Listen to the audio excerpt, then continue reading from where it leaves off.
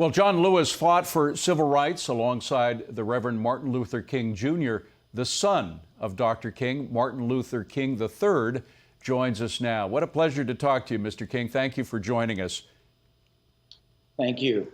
I just want to recite as best as I can in a shortened version, because obviously I wasn't there. The story goes that in 1958, I believe it was about a year after you were born, an 18-year-old John Lewis stepped off of a bus, a Greyhound bus in Montgomery from Troy, and he was greeted by Martin Luther King Jr., your father, the man who actually paid for John Lewis to come to Montgomery from Troy, and your father said to him, "So you're the boy from Troy." Is that story true? That is what I've always heard, that the congressman, at that time, of course, just a kid in getting ready to go to college, and having a conversation that he shared with my father, that how inspired he was by listening to his speeches on a transistor radio, which many of us probably don't know about today, but it's quite amazing. And he said, "Are you the boy from Troy?" And of course, John Lewis has stated that he stated his full name, not just John Lewis, but his full name. So yes, that's a true story. It's a great story. Well, what was it about John Lewis that inspired your father to pay for his ticket, a round-trip ticket from Troy to Montgomery? You know, I don't know that I have the answer, but I will speculate, and it was because of the letter that he wrote, and how in detail he talked about what he had done. He used to preach to chickens. He was practicing because his goal, I think, was to become a ministry. He assumed that God had called him to the ministry. And I think it was just the times, and there was something very unique and special that we all know about this man. And then once they met, obviously it was the level of desire to be engaged, to bring about change. And he personified that throughout his life. How much, you mentioned that he had an idea of possibly being a preacher. He chose the political course instead. But how important was God in his life?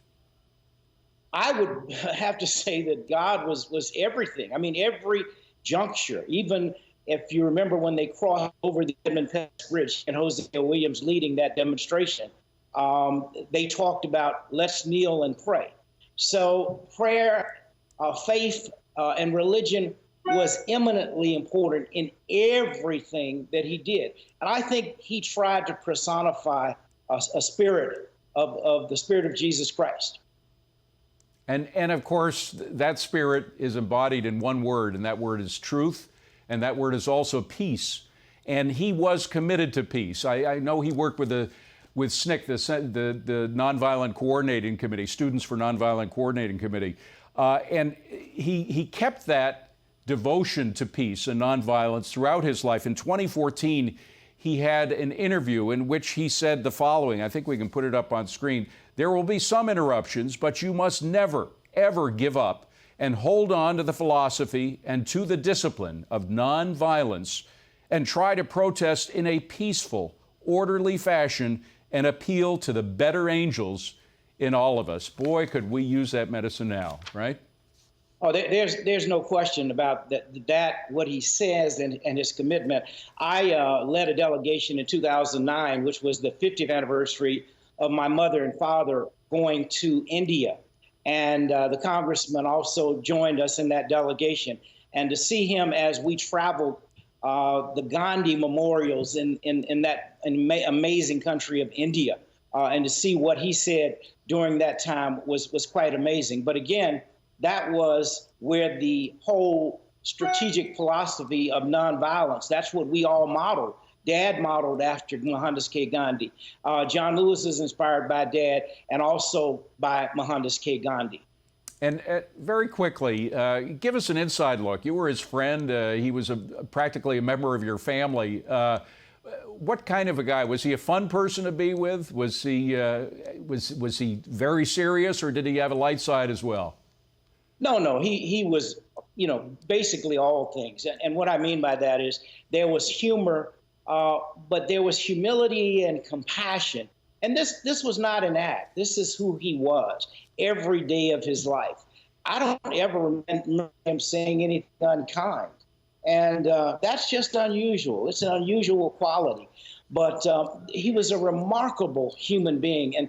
And that energy that he exhibited, we will miss. I'll watch him because he was a mentor of mine, not just a friend, but certainly a mentor. And everywhere that you would see him go, you never saw him pass by any group of young people without stopping to talk to them, to encourage them, to talk about don't give up, don't give in, don't give out. And of course, he personified that. Yes, but he encouraged them and gave them hope and inspiration. And that is something that we will miss in our society, and certainly in the halls of the United States Congress. Beautiful words. Martin Luther King III, thank you so much for being here, sir. Really appreciate it. Thank you for the opportunity. Great talking with you.